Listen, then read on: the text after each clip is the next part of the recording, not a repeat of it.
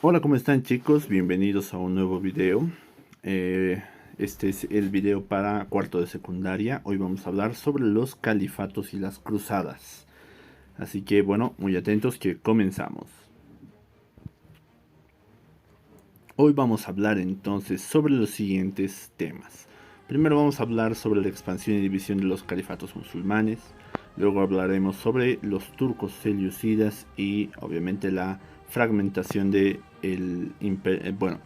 territorio musulmán. Los conflictos e intereses que la iglesia tenía en esta época y finalmente las cruzadas. Vamos entrando de una vez en materia. No se olviden ir sacando las preguntas, dudas o correcciones que ustedes encuentren para este video. Entonces empecemos hablando sobre la expansión y división de los califatos musulmanes. Primero que nada, recordemos que el Islam se regía por los califas. Con el tiempo estos líderes van a irse independizando, líderes de cada región, ¿verdad? Van a irse independizando con respecto al califato abasí en esta época, ¿bien? Aquí podemos ver, por ejemplo, en el mapa que tenemos aquí, ¿verdad? Como, ¿verdad? Ya habíamos hablado del califato de Córdoba, que se independizaba, ¿verdad? Si bien este es el territorio que aquí dice, ¿verdad? Centro del imperio de los abasíes, ¿bien? Ese es el territorio que controlaban los abasíes. Cada uno de estos territorios van a tener emires o sultanes que van a ir gobernando cada una de estas regiones y lamentablemente van a ser mucho más autónomos que antes. Entonces van a estar más desligados del califa que antes. ¿Qué es lo que va a producir esto? Que estas familias de emires se vuelvan cada vez más poderosas, bien, y con toda esa autonomía van a incluso en cierto momento buscar lograr más poder, bien, acceder incluso al califato. Muchas de estas familias van a llegar en sus territorios a aplicar algo parecido al feudalismo que vimos en Europa, bien, donde cada región tenía un gobernante y los campesinos se iban básicamente agrupando en torno a estos señores terratenientes para poder tener su protección y tener territorios donde cultivar. Ya por el siglo X, una de estas familias que vimos acá, la de los buyíes o búyidas, bien, también puede ser, entre el 800 al 899 en el siglo X, se van a enfrentar de forma abierta a los califas. Aquí podemos ver un guerrero de la familia de los buyíes, bien, y para el año 946 ya van a lograr ingresar victoriosos a la capital. Para esta misma época, el califato fatimí se va a independizar, bien, tomando gran parte de lo que es, primero que nada, Egipto, bien, y parte del norte de África, lo que ahora es Marruecos. Bien, se va a independizar de los abasíes y les va a dejar entonces para los abasíes simplemente la región de Asia, es decir, para este lado. Los buyidas o buyíes van a gobernar con los abásidas como títeres, es decir, los califas abásidas van a ser simplemente supuestamente autoridad, pero quienes en realidad van a tener la autoridad van a ser estos buyidas o buyíes. En sí, ellos van a obtener la autoridad política, bien, mientras que los califas van a mantener la autoridad religiosa. Ahora, entre los ejércitos de estas personas había muchos turcos, bien, que podemos verlos acá, bien. Lo grave fue que obviamente estos turcos, viendo que también podían hacerlo ellos, en el año 1055 van a derrotar a los buyíes, bien, y se van a convertir en gobernantes de hecho. Aquí es donde, como decía, se va a empezar a diferenciar la parte del califa, que va a responder a lo religioso, bien, y la parte de los sultanes, que va a pertenecer a lo estatal o político. Bien, ahí se empieza a separar la cuestión religiosa y política. Algo que yo creo que obviamente es muy bueno en cualquier sociedad, el no ir siendo gobernados por una iglesia. Vamos hablando entonces de la dinastía de los turcos selyúcidas y la posterior fragmentación que va a pasar en el mundo musulmán. Primero que nada, los turcos selyúcidas eran parte de la población del Asia que habían conquistado los musulmanes. Bien, aquí podemos ver Seljuks, son ellos. Bien, Con el tiempo van a ser guiados por sus líderes para someter al partes del califato abasí y finalmente a los buyíes que habían tomado Bagdad. Durante casi 40 años la región asiática va a ser gobernada justamente por estos turcos selyúcidas, bien, y van a prosperar gracias a varias reformas como la administración de los diwans o los tesoreros reales y las escuelas que eran llamadas madrasas, que eran centros de irradiación cultural donde se podía intercambiar ideas, etcétera, etcétera, y que aseguraban tanto la educación para tanto religiosa como no religiosa. Ahora, en esta época también van a iniciar ellos invasiones hacia el territorio bizantino, bien, y esto a la larga va a desencadenar las cruzadas después de la derrota de los bizantinos en Manzikert. Aquí podemos ver una escena de esta batalla donde los musulmanes, los turcos en sí, van a derrotar a los bizantinos. A la muerte de este sultán, que se llama Malik Shah, el territorio se va a empezar a fragmentar cada vez más, bien. Cada región va a tener su propio sultán y ellos van a pelear incluso entre sí o en algunas ocasiones con otros pueblos, que ya vamos a ver a futuro a los temibles mongoles. Ahora, vamos a hablar un poquito antes de entrar a las cruzadas. ¿Qué tienen que ver aquí los conflictos e intereses de la iglesia? La iglesia católica y la ortodoxa se habían convertido con la feudalización en instituciones todavía superiores al rey. Bien, por eso incluso necesitabas que el papa te coronara. Bien, el imperio bizantino estaba bien unido a la iglesia ortodoxa, es decir, que no había fragmentación ahí. Pero en Occidente, donde estaban los reinos germánicos o bárbaros, ¿verdad?, los reyes competían contra los papas para ver quién tenía más autoridad. Bien. Y esto se va a ver justamente en lo que vamos a llamar la querella de las investiduras. Bien, cuando el Papa Gregorio VII mandó a decir que solamente el Papa podía investir eclesiásticos, es decir, poner gente con autoridad en la iglesia, bien sean obispos, sean abades, sean arzobispos, etcétera, etcétera, bien, todos esos cargos solamente el Papa lo podía nombrar. El emperador del Sacro Imperio Romano Germánico, que se llamaba Enrique IV, bien, se va a oponer. ¿Pero por qué se opone? ¿Cuál es el motivo? La razón es simple. Muchos de esos obispos, bien, y otros cargos eclesiásticos eran técnicamente vasallos, bien, ¿por qué? Porque se les entregaba feudos eclesiásticos al final o feudos religiosos, pero feudos al fin que podían y tenían que de alguna manera tributar hacia la corona. Recuerden que los vasallos entregaban algo a cambio de esas tierras que se les entregaban. Ahora, el tener entonces vasallos que fueran aliados importantes era necesario para la estabilidad política del reino. Pero obviamente, en la práctica, todo era una cuestión de buscar, de ver quién tenía más poder, bien, quiénes obtenían más poder político y económico, bien, si eran la iglesia o los reyes los que tenían más poder. Bueno, aquí tenemos una alegoría para mí muy, muy interesante, muy certera, de cómo van midiéndose estos dos, ¿verdad? A ver quién la tiene más grande. La corona, obviamente. Pero es básicamente una lucha entre machitos para ver quién es más gallito y quién puede más.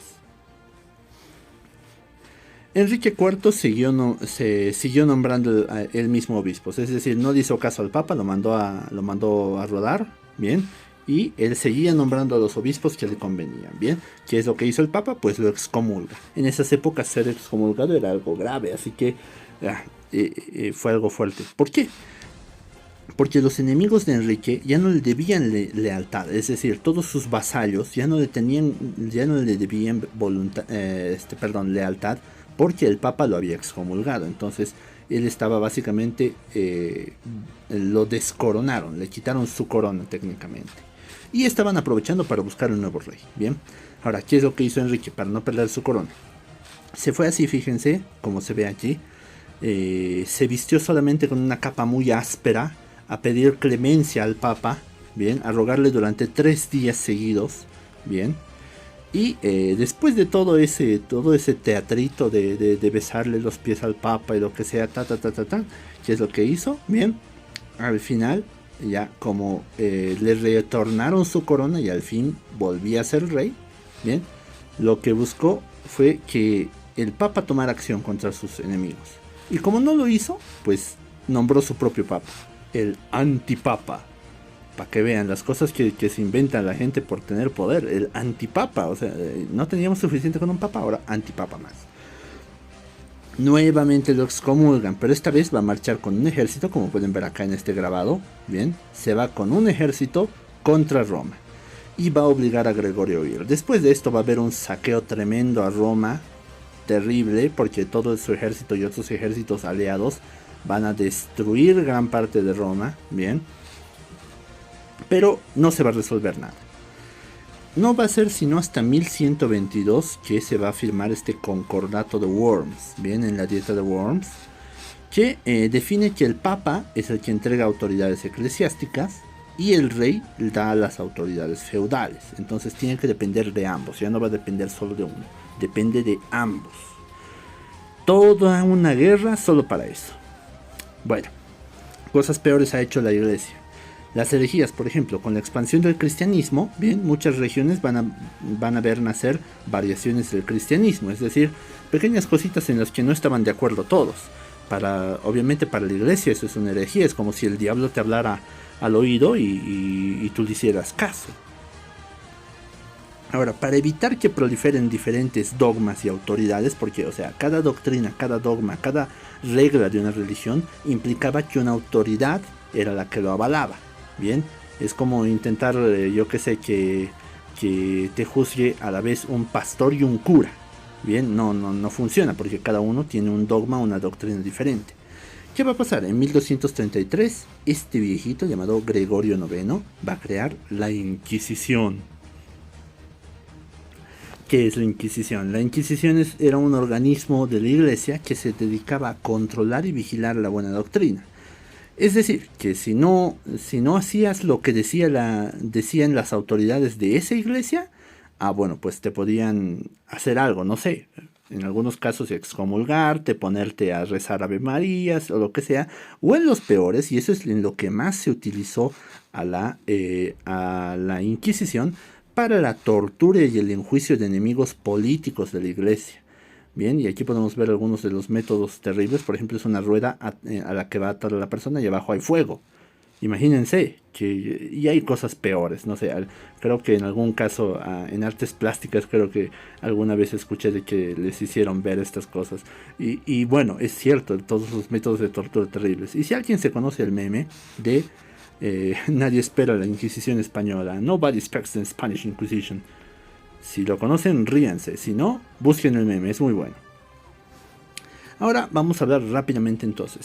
Si uno de los intereses más importantes de la iglesia era tener autoridad política y económica, tener poder político y económico, las cruzadas también van a responder a ello. Es el mayor conflicto que va a atravesar tanto la iglesia ortodoxa como la iglesia católica. Bien, estas invasiones de los musulmanes van a impulsar esto porque van a ser una de las mayores crisis que va a estar viviendo el Imperio Bizantino. Con esa crisis, ¿qué va a pasar? Alejo I, este señor de acá, bien, va a pedirle por el año 1095 al Papa de Roma, Urbano II, bien, ayuda contra esa invasión. Bien, ¿qué es lo que va a pasar? Pues Urbano va a ver una excelente oportunidad de aumentar su poder en Oriente. ¿Y cómo lo va a hacer? Bien, Alejo básicamente le pidió: mándeme por favor unos cuantos soldados para hacer un poquito de refuerzo. Urbano, ¿qué es lo que va a hacer? En un concilio se va a dirigir, fíjense la masa, la multitud de personas que hay acá. Bien, a toda esa gente se va a dirigir para pedirles que se unan, bien, contra los turcos en una campaña militar, es decir, que vayan a matar turcos con una promesa. La promesa es que los expíen de los pecados, es decir, que vayas a matar para que te perdonen los pecados. No sé, o sea, yo que sé, mataste a alguien, bueno, no te preocupes, ve, mata a alguien más y todo solucionado. Lógica de las religiones. Célebre es esa frase que usaron, Deus vult, o Dios lo quiere. Bien, Urbano era un excelente orador, y por lo tanto con esas frases es todo un eslogan que actualmente se ha vuelto un meme, por eso se los muestro acá. Bien, aquí por ejemplo esa miradita es parte de un meme, esto es un meme, esto es un meme, pero todos utilizan el Deus vult. ¿Por qué? Porque este Deus vult era una arenga que básicamente deslindaba responsabilidad. Podías convocar a miles de personas a matar y a morir, pero tú no tenías ninguna responsabilidad. Clásico de la iglesia. Ahora, hubieron 8 cruzadas, bien, 8 cruzadas. Algunas otras más también existieron, pero esas no se cuentan usualmente porque tienen otras motivaciones, etcétera, etcétera. Pero bueno, podrían llamarse cruzadas. Pero hoy solo vamos a estudiar 8 cruzadas. Estas 8, bien, que van a movilizar a los ejércitos contra los enemigos de Dios. Ojo, vamos a ver cuánto varía eso de los enemigos de Dios. Pequeño mapa sobre las cruzadas. Pueden ver cómo todas vienen desde la región de Europa y todas se dirigen hacia acá. Bien, hacia el Medio Oriente. Bien. Vamos viendo entonces rápido todas las cruzadas. La primera cruzada entre 1095 y 1099. Primero se va a movilizar, gracias al discurso de Urbano II, se va a movilizar un ejército de gente muy humilde, bien, gente de a pie, algunos caballeros muy pobres, que al final fueron masacrados. Porque obviamente una guerra no se hace con fe, bien, las guerras se hacen al final con armas, con equipamiento, con dinero. En el año 1096 va a empezar la llamada Cruzada de los Príncipes, porque van a participar muchos príncipes de la región de Europa. Bien, ¿qué va a lograr? Va a lograr conquistar Jerusalén. Sí, lo van a lograr, al fin, esta cruzada sí va a tener éxito. Bien, van a recuperar Jerusalén para los cristianos, entre comillas, y van a establecer 4 reinos cristianos, es decir, que se van a repartir el terreno entre los que fueron a la cruzada. Pero después de masacrar a todos los habitantes de Jerusalén, y aquí podemos ver un grabado donde se puede ver aquí los cuerpos amontonados en medio de las calles, bien, en los que mataron sin discriminación a musulmanes, judíos, cristianos, mujeres, niños, ancianos, inválidos, todo lo que se les cruzaba por delante. Es decir, que hicieron una carnicería, una guerra. Así son las guerras. Segunda cruzada, ¿qué es lo que va a pasar? Estos estados fundados van a empezar a ser invadidos por otros sultanes turcos. Entonces, ¿qué hacemos? Mandemos una nueva cruzada. Bien, esta segunda cruzada va a viajar hasta Tierra Santa. Pero el rey de Francia y el emperador del Sacro Imperio Romano Germánico, como son tan ambiciosos, pues ¿qué es lo que van a hacer? Se van a dedicar ¿a qué? A atacar a otro reino. Van a decir, no, Edesa, el lugar que queremos liberar no es muy prometedor, así que por lo tanto vamos a buscar otro lugarcito y atacar la ciudad de Damasco. Bien, así se llama, Damasco. La atacaron a pesar de que era aliada de Jerusalén, que era un reino cristiano en ese momento. O sea, fueron a atacar a los enemigos de Dios y terminaron atacando a los amigos de Dios, supuestamente. Cosas de... Tercera cruzada. Saladino, bien, aquí entra en acción este célebre sultán de Egipto, unificador de los musulmanes, bien, y aquí les recomiendo una película, Reino de los Cielos, bien, o Kingdom of Heaven, una excelente película, no muy precisa históricamente, pero que nos muestra cómo Saladino conquista Jerusalén. Lo interesante es que Saladino conquistó Jerusalén, pero sin derramar mucha sangre. Sí, hubo una guerra, bien, pero no masacró como lo hicieron los cristianos. En respuesta, ¿qué va a pasar? Bien, va a partir la tercera cruzada con Ricardo Corazón de León, rey de Inglaterra, Felipe II, rey de Francia, y Federico Barbarroja, rey del Sacro Imperio Romano Germánico. Barbarroja se va a morir en medio del camino. Es una anécdota muy graciosa esa, porque se muere ahogado, no se sabe exactamente cómo, pero se muere ahogado antes de las batallas cruciales.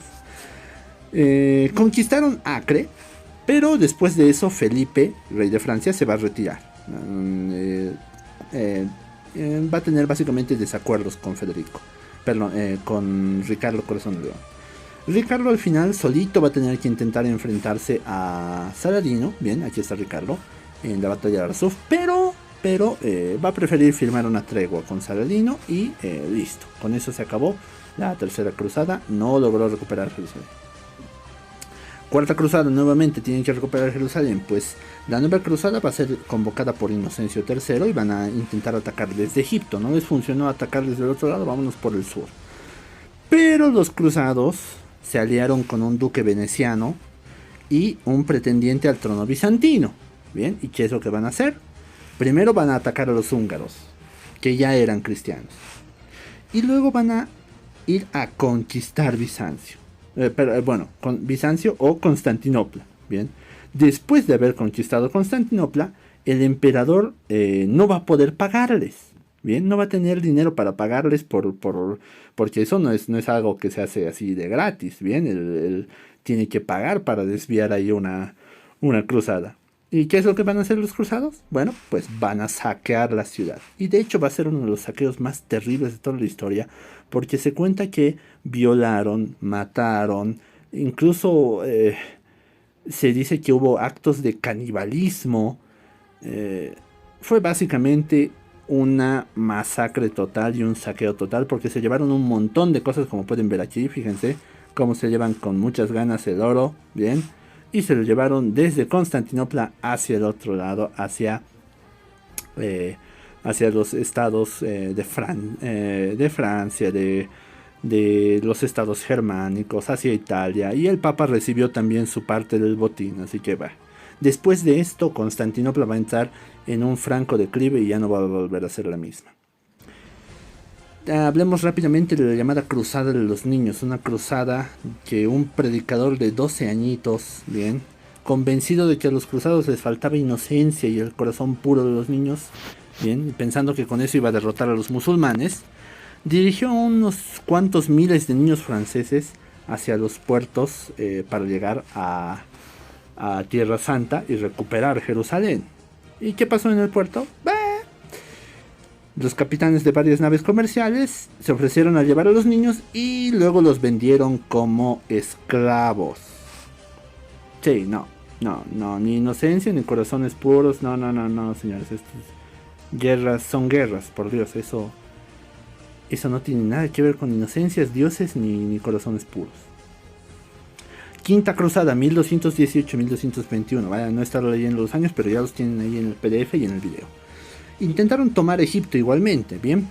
Y después de que tomaron una ciudad, dijeron, ya estamos listos para ir contra el ejército principal. Así que fueron al Cairo y fallaron y de hecho tuvieron que abandonar todo lo conquistado. Otro fail.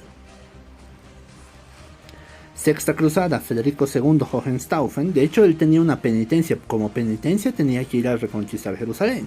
No lo hizo a tiempo y el Papa lo excomulgó. Pero luego partió sin permiso del Papa. Y lo logró. Logró mediante... ¿Cómo lo hizo? Mediante un acuerdo diplomático recuperar Jerusalén. Es decir, que hizo negociaciones con los sultanes del lugar, bien, y les dijo, che, déjenme por favor, pues, unos añitos aquí Jerusalén. Y los otros le dijeron, bueno, pero si no nos ataca está bien, porque nosotros estamos en otras guerras. Y listo. Séptima Cruzada, Jerusalén nuevamente fue conquistada. Otra vez se las arrebataron a los cristianos. A pesar de que la habían recuperado de forma pacífica, la perdieron nuevamente. Entre 1248 al 54, el rey Luis IX de Francia, va a intentar recuperarla atacando nuevamente desde Egipto, porque parece que no aprenden, ¿bien? Fracasó y de hecho fue hecho prisionero, y aquí tenemos la imagen donde los soldados musulmanes van y lo apresan en su tienda de campaña, ¿bien? Y fue apresado con todo su ejército. Luis IX logra ser liberado, pero unos cuantos años después vuelve a intentarlo. Sí, o sea, este tipo no se rinde, tampoco aprende, ¿verdad? Viajaron a Túnez porque pensaron, ya no nos funcionó venir por el mar directo hasta Egipto, entonces vámonos por tierra, un poquito más al oeste, perdón, bien, por Túnez. Pero cuando desembarcaron había una epidemia de disentería. Disentería es una infección del tracto digestivo que básicamente te hace dar unas diarreas tremendas, bien, y te deshidrata obviamente. ¿Y qué pasó? Pues se murió. Aquí está, muertito. Y por haber hecho eso, por haber ido a intentar conquistar Egipto y morirse en el camino de disentería, lo canonizaron como San Luis. Sí, ahora es un santo. ¿Quién lo diría? Bien, una vez más para que repasen un poquito aquí, pueden ver cuál fue el camino de todas las cruzadas. Ven, aquí está la octava que llegó a Túnez y ahí se acabó todo. La séptima, fíjense que se fue hasta, ¿verdad? Hasta San Juan de Acre, llegó hasta aquí y se tuvo que volver a Damietta, se volvió. ¿Por qué? Porque los apresaron. O por ejemplo la célebre cuarta, fíjense que parte bien desde Venecia y en vez de ir hacia acá, que es hacia donde debían ir, se fue hacia Constantinopla y la saquearon y la quemaron. Bueno, esas fueron las cruzadas, las guerras más tontas yo creo de la historia, pero bueno, la religión a veces lo permite todo. La relación entre musulmanes y cristianos, más la ambición de la iglesia y los reyes van a llevar a esta época varias guerras, como ya vimos, y a establecer al caballero como la figura emblemática del periodo. De aquí es de donde nace la figura del caballero, que va siempre a las guerras por un motivo santo, por un motivo justo, que va a la orden de los reyes, etcétera, etcétera. De aquí nace la idea de los grandes caballeros en las cruzadas. Bueno, con eso hemos terminado, chicos. Ya saben que preguntas y correcciones, que es lo que más me gusta que me traigan a la clase, por favor vayan sacándolas ya nomás y en la clase me las traen para que las vayamos respondiendo. Con eso terminamos la clase, bueno, el video de hoy, y nos vemos en clase. Chao, chao.